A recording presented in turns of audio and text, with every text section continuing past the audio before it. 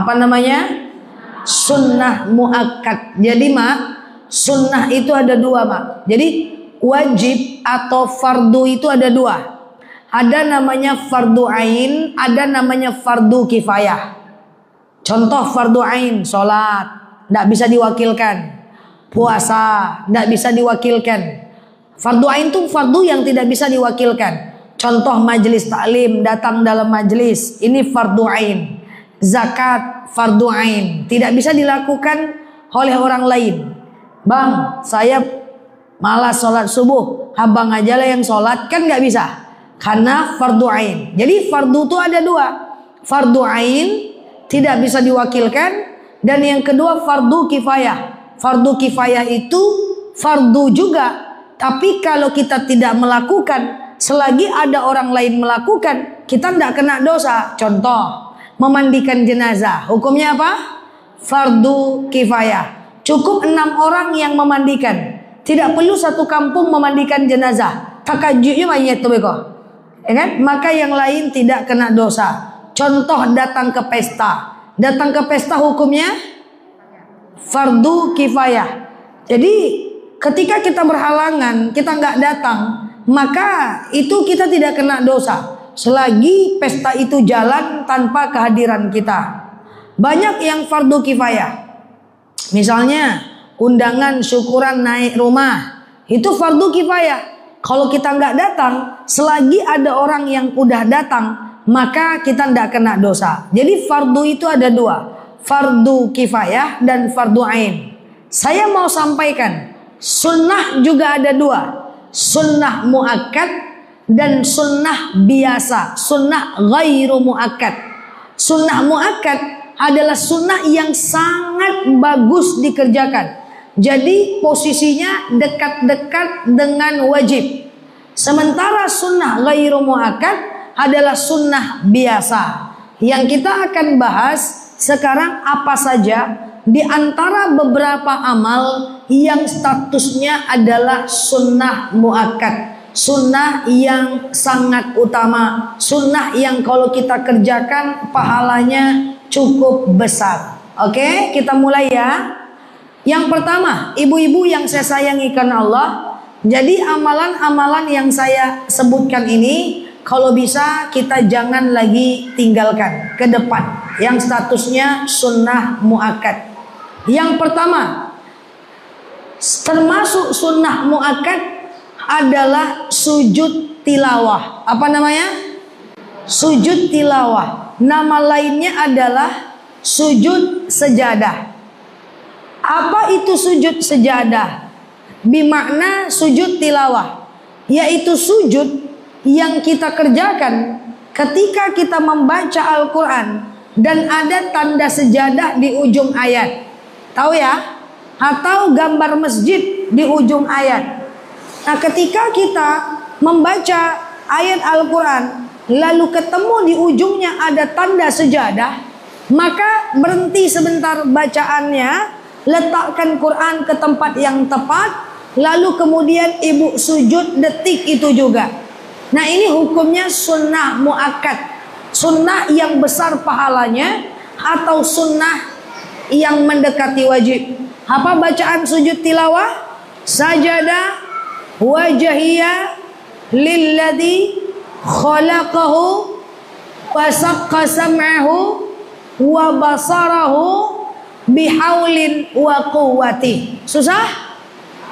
Nah, lah paham ya mak? Jadi ketika ketemu ayat sejadah yang di ujungnya ada tanda sejadah, tidak semua ayat, letakkan Qur'annya, lalu kemudian ibu sujud saat sedang baca Quran itu. Sajada wajhiya lilladzi khalaqahu wa saqqa sam'ahu wa basarahu bihaulin wa quwwati. Nah, itu ya sunnah muakkad, sangat dianjurkan, mendekati wajib. Paham sampai sini?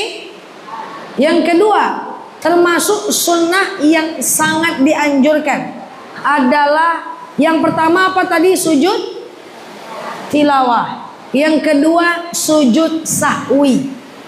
Apa itu sujud sahwi? adalah sujud kalau kita lupa rakaat sholat. Misalnya kita lagi sholat, Allahu Akbar, Sami Allahu liman hamidah, rakaat baralah tadi gua. Rakaat 3 atau 4, 3 atau 4, 3 atau 4. Anggap aja 3 dulu. Pernah lupa rakaat? Nah, cembang banget, pernah ya. Nah, anggap aja 3 dulu. Lalu kemudian sholat seperti biasa. Setelah fil alamina innaka hamidum majid, sebelum salam sujud Allahu Akbar. Baca doa sujud sahwi. Subhana man la yanamu wa la yashu. Maha suci Tuhanku yang tak pernah tidur dan tak pernah lupa. Allahu Akbar. Sujud lagi. Allahu Akbar. Subhana man la yanamu wa la yashu. Allahu Akbar. Salam kanan, salam kiri. 2 kali sujud, 2 kali baca. Kalau lupa sujud sahwi. Sunnah mendekati wajib. Nanti kan sujud pertama, terus duduk kan. Duduknya itu duduk iftirosi. Duduk kayak tahiyat awal. Paham mak? Nah, terus sujud lagi kan. Baru menjelang salam, salam kanan, salam kiri. Ada yang ragu? Ya Pak. Kita udah sujud.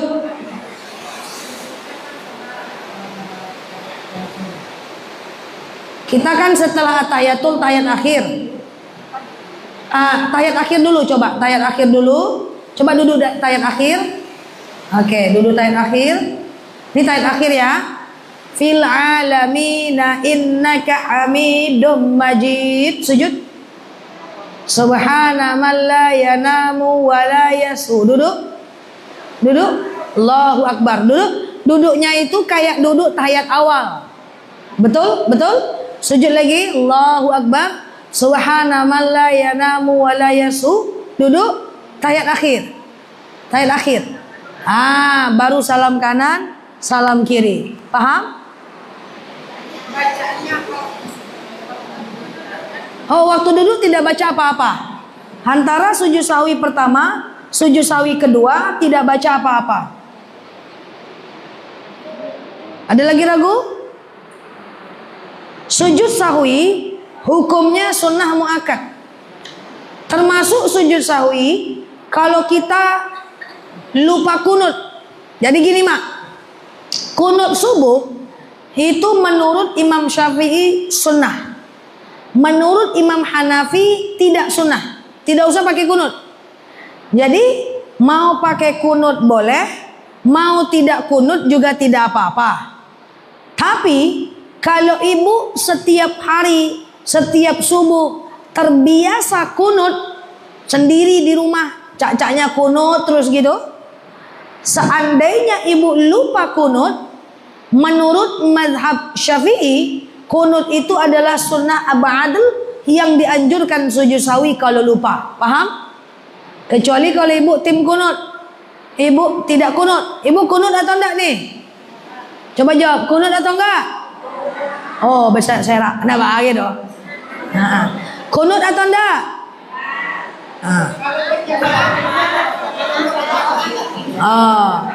Kalau ibu tidak berjemaah, ibu enggak kunut. Berarti ikut imam Hanafi. Kalau ibu sholat berjemaah, imamnya kunut, ibu harus kunut. Jangan kareh. Aku pokoknya enggak kunut. Enggak bisa. Harus ikut imam. Udah betul itu. Pergi ibu ke masjid yang tidak kunut, jangan kunut. Pergi ibu ke masjid kunut, ikut kunut. Jangan dibalik-balik. Ibu adalah tim kunut. Pas ke masjid, orang enggak kunut, ibu kunut lo surang. Nah, jangan. Ikut imam. Karena suatu ketika Imam Syafi'i sholat di lingkungan masjidnya Imam Hanafi. Imam Syafi'i tidak pakai kunut, menghargai Imam Hanafi. Dan sahabat juga mengikuti Imam Syafi'i sebagai imam. Tapi kalau ibu-ibu terbiasa kunut, maka kalau lupa kunut, sujud sahwi. Saya tidak kunut, tapi kalau berjemaah kunut, ya tergantung imam juga. ada imam yang tidak kunut. Jadi saya simpulkan, kalau kita sendiri kunut, kunutlah. Kalau lupa, sujud sahwi. Tapi walaupun kita kunut, kita sholat di masjid yang tidak kunut, jangan kunut sendiri. Tidak usah pakai kunut, ikut imam lebih utama. Paham? Yang pertama apa tadi? Yang hukumnya sunnah muakkad? Sujud tilawah. Jadi kalau baca Quran, sujud tilawah. Kalau ada tanda sejadah tadi udah saya jelaskan. Yang kedua sujud sahwi. Yang ketiga, jangan tinggalkan nih yang sunnah muakkad ini. Yang ketiga adalah sholat witir. Apa namanya? Witir. Sholat witir itu hukumnya sunnah muakkad. Sunnah mendekati wajib. Dia berada di dalam dan di luar Ramadan. Kalau taraweh cuma di dalam Ramadan. Kalau witir di dalam dan di luar Ramadan.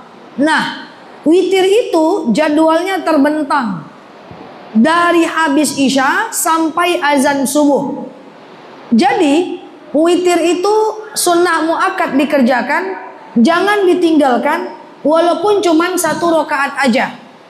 Witir bukan sholat penutup, tapi witir adalah sholat ganjil yang tujuannya mengganjilkan sholat saja. Subuh sampai asar diganjilkan oleh maghrib, isya sampai subuh diganjilkan oleh witir. Karena witir adalah sholat ganjil, maka la witran fi ahadil lail. Tidak ada 2 witir dalam 1 malam. Kalau ibu sholat isya, lalu ibu ba'diyah isya, lalu kemudian ibu sholat witir, tengah malam mau tahajud boleh? Boleh, tapi jangan witir lagi. Karena witir cuma boleh 1 kali. Kalau dilakukan 2 kali dia jadi genap. Sebelum tidur 3, tengah malam 3, 6 genap. Sebelum tidur 1, tengah malam 3, 4 genap. Sebelum tidur 3, tengah malam 1, 4 genap. Sebelum tidur 1, tengah malam 1, 2 genap juga. Maka witir cuma boleh 1 kali saja. Lalu di mana? Kalau witir cuma boleh 1 kali, kapan waktu yang paling bagus untuk witir? Nah, jadi malam itu dibagi 3, Mak. Sepertiga malam pertama dari habis Isya sampai jam 11 malam.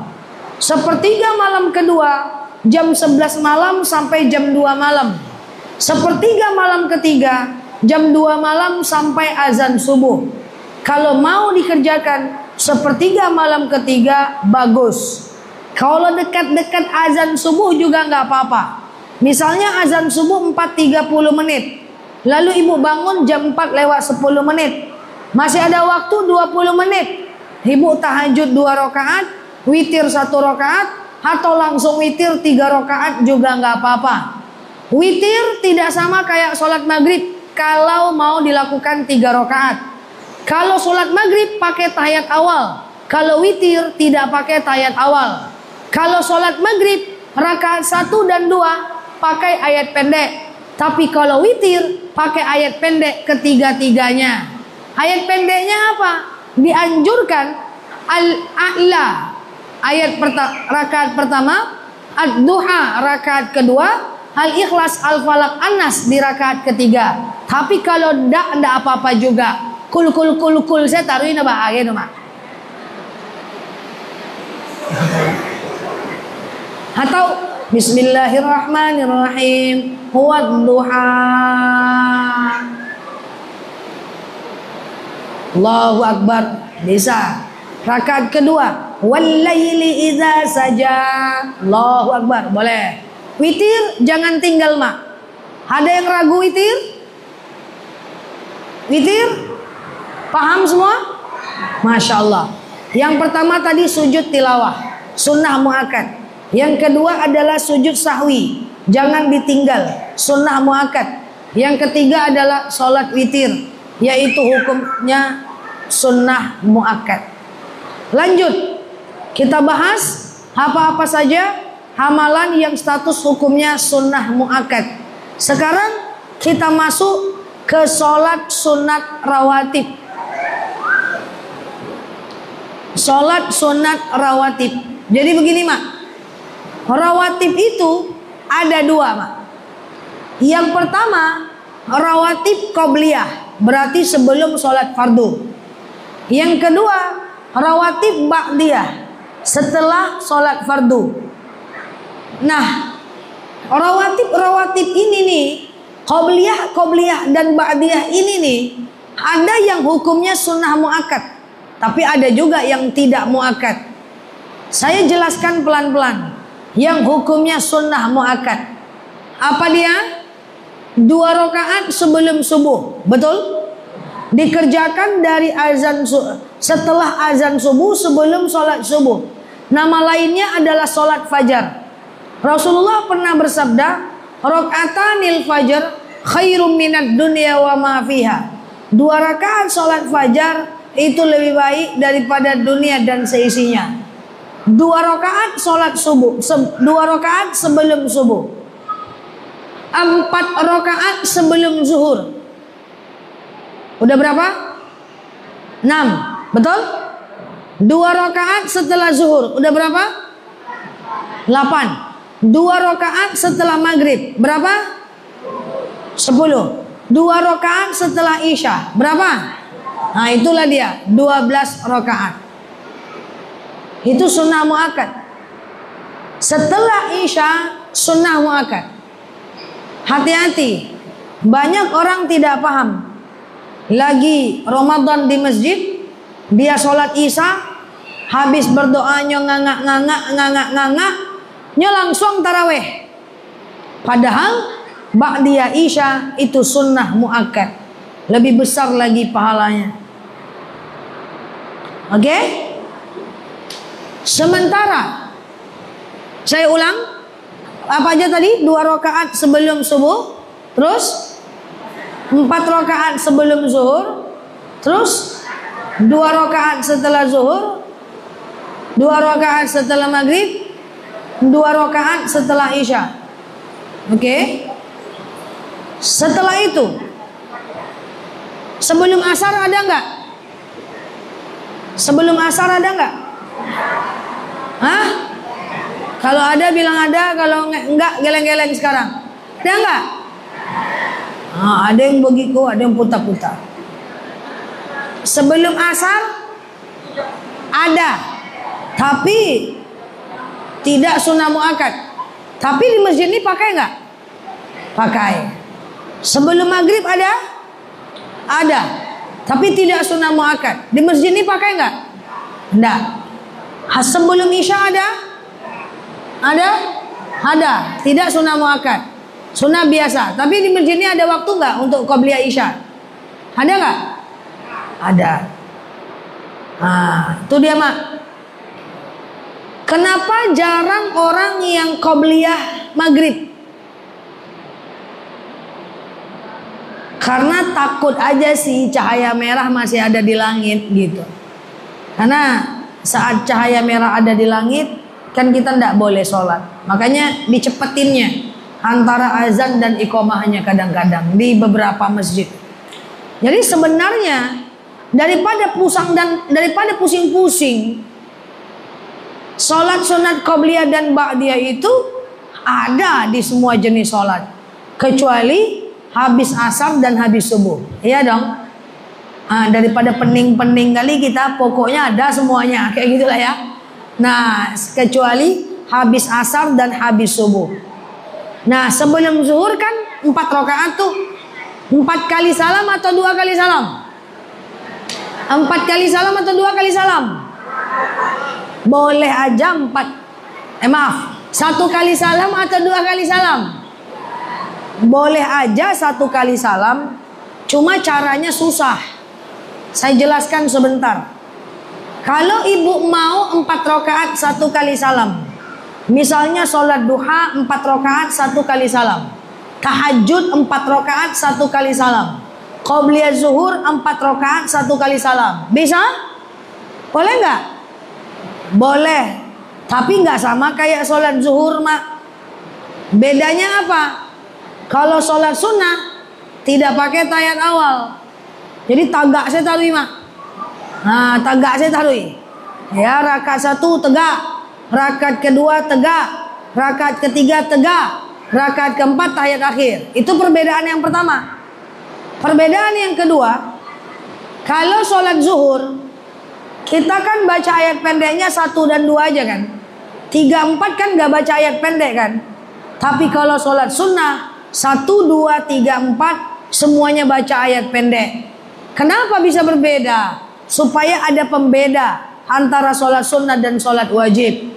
Tapi daripada panjang lo kepala dua-dua selama. Panjang lo kepala dua saya lupa rakaatnya pula lagi ampe pula. Dua-dua. Apa gunanya ini rawatib ini? Gunanya adalah menyempurnakan ibadah sholat kita yang selama ini kurang khusyuk. Suatu ketika Rasulullah ngomong kepada sahabat, sebenarnya sholat kamu itu tidak sempurna, tapi karena kamu tambah dengan rawatib, maka dia menjadi sempurna. Rawatib itu menyempurnakan ibadah kita yang selama ini ibadah sholat fardu kita disempurnakan oleh rawatib. Makanya banyak orang yang rawatib itu di masjid, di rumah enggak. Itu kebalik. Kalau di masjid kita enggak rawatib, ada imam yang mengganti kesalahan amal kita, betul? Tapi kalau di rumah kita sholat rawatib, tidak sholat rawatib, siapa yang menggantikannya? Jadi qobliyah dan ba'diyah lebih baik, sangat bagus dikerjakan di rumah selagi masih ada waktu sholatnya. Misalnya ibu tertidur habis isya, lalu ibu bangun jam 10 malam, boleh nggak qobliyah dulu 2 rakaat, sholat isya, lalu ba'diyah 2 rakaat? Udah jam 10 malam, boleh? Boleh? Ragu. Misalnya azan zuhur jam 12.30, pura-puranya nih. Lalu ibu sholatnya jam 1 siang di rumah. Boleh nggak kita rawatib dulu 4 rakaat sebelumnya, lalu sholat zuhur 4 rakaat, lalu ba'diyah zuhur 2 rakaat di rumah? Udah jam 1, boleh?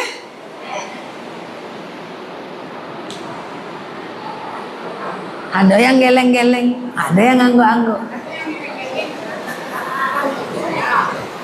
Apa? Ada yang geleng-geleng tidak melakukan saya. Jadi jawabannya boleh Pak. Boleh di rumah. Ibu 12 azan misalnya 12:20. Ibu baru sholat zuhur jam 1. Lakukan aja dulu qobliyah zuhur. Walaupun 2 rakaat tidak apa-apa. Lalu sholat zuhur, lalu ba'diyah zuhur, selagi masih ada waktu sholatnya. Tapi kalau udah jam 3 tidak bisa leh mak. Zuhur aja lah.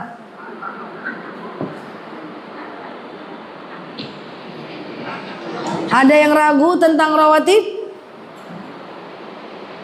Sudah cukup jelas? Nah ini dia hukumnya sunnah muakkad. Kita lanjut. Yang pertama apa tadi ibadah yang sunnah muakkad? Sujud tilawah. Yang kedua sujud sahwi. Yang ketiga adalah sholat witir. Yang keempat adalah sholat rawatib, qobliyah dan ba'diyah. Betul ya? Yang kelima belum?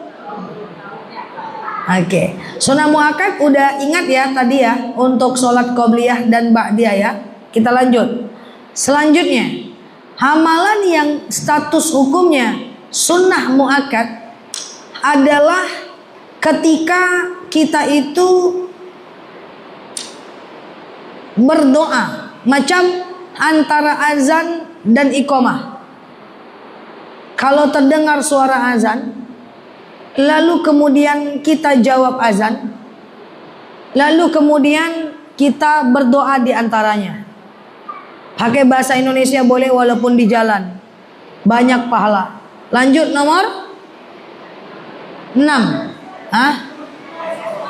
Apa? Nomor 5 nggak jelas suaranya. Berdoa, doa. Doa setelah azan dan berdoa antara azan dan iqamah. Boleh catat.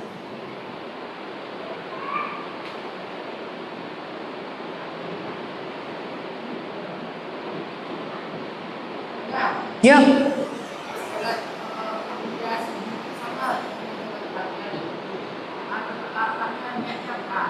Sengaja aku sholat qobliyah subuh 2 rakaat sunnah atasku karena Allah. Fajar itu waktunya. Lanjut. Nomor berapa lagi ya? 6. Termasuk sunnah muakkad, sunnah besar pahala, sunnah pahalanya mendekati wajib tapi tidak wajib. Ini cuma mendekati wajib saja. Adalah menyambut tamu. Saya tanya, nyambut tamu wajib nggak?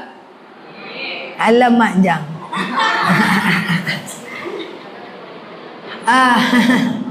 Menyambut tamu itu ada yang mengatakan wajib, tapi macam banyak sunnah muakkad.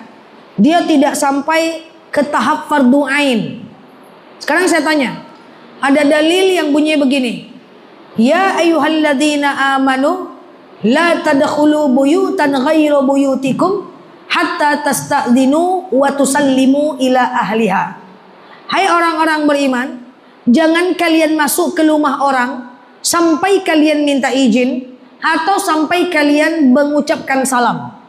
Adab dalam bertamu, mengucapkan salam cuman boleh 3 kali.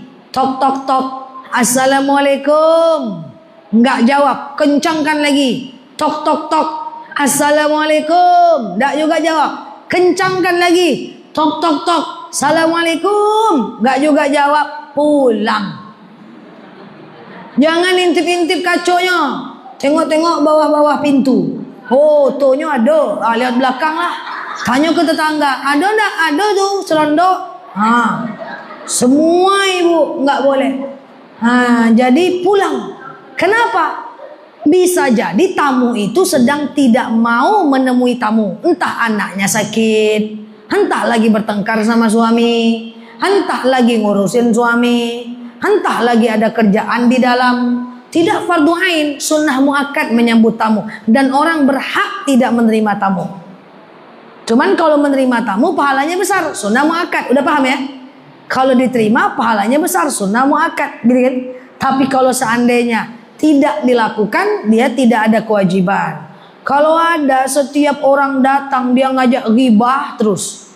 Pokoknya kalau udah nengok dia jalan itu aura-aura ghibah udah sampai ke loteng rumah kita tuh. Kalau dia datang dia tuh kayaknya ngajak ghibah terus. Kebetulan dia profesor doktor kuliahnya di bidang ghibah. Saya nggak mau nerima dia. Saya susah, saya nggak mau ghibah. Boleh nggak ditolak? Boleh, nggak salah. Cuman menerima tamu hukumnya sunnah muakkad. Kan gitu maksudnya.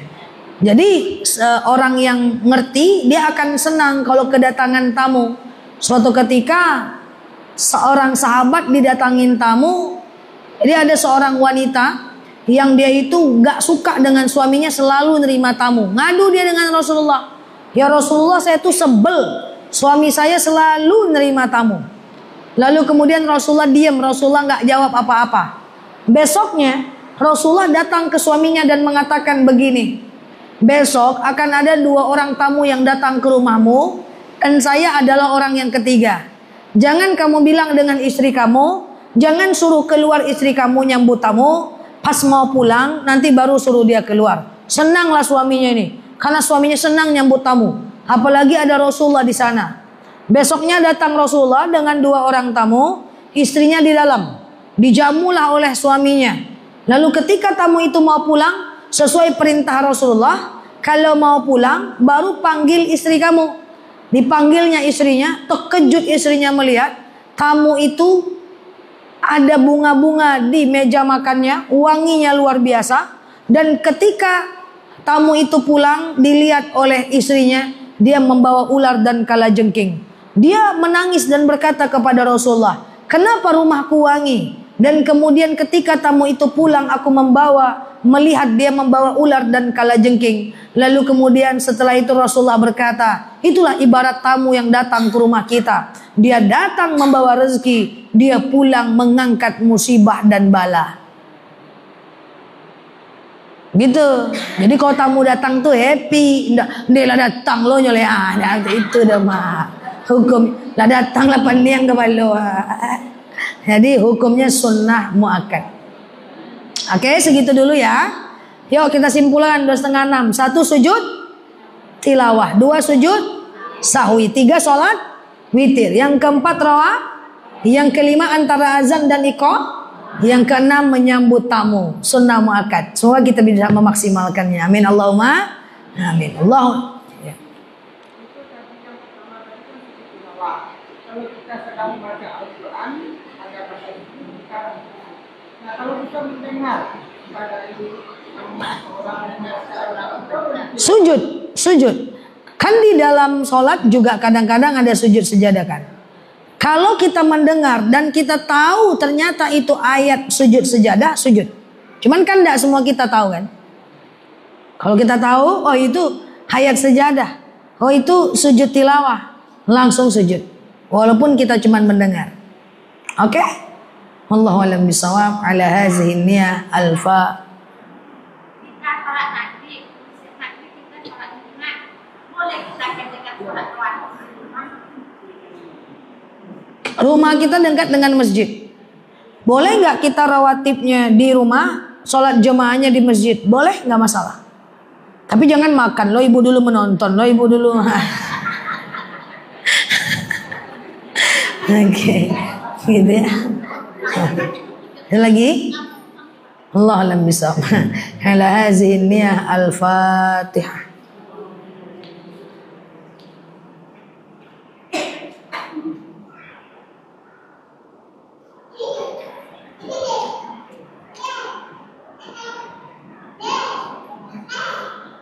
Amin ya Allah, amin ya Rahman, amin amin ya mujibah sa'ilin. Allahumma salli ala Muhammad wa ala ali Muhammad. Allahumma inna nas'aluka ridhaka wal jannah, na'udzubika min sakhatika wan nar. Allahumma inna nas'aluka salamatan fi dinina, afiyatan fi jasadina, ziyadatan fi ilmina, barakatan fi rizqina, taubatan qabla al-maut, rahmatan indal maut, maghfiratan ba'dal maut. Allahumma hawwina 'alaina fi sakaratil maut, najatan minan nari wal 'afwa 'indal hisab. Allahumma antas salam minkas salam wa ilaika ya'udu salam. Fahina rabbana bisalam wa dakhinal jannata darus salam. Tabarakta rabbana wa ta'alita ya hazal jalali wal ikram. Allahumma inna na'udzubika minal hammi wal hazan, na'udzubika minal ajzi wal kasal, na'udzubika minal jubni wal bukhli, na'udzubika min ghalabati ad-daini wa qahri rijal. Allahumma yassir 'alaina umurana wa la tu'assir 'alaina umurana ya rabbal alamin. Allahumma in kana rizquna fis sama fanzilhu, wa in kana rizquna fil ardi fa akhrijhu, wa in kana rizquna ba'idan fa qaribuhu.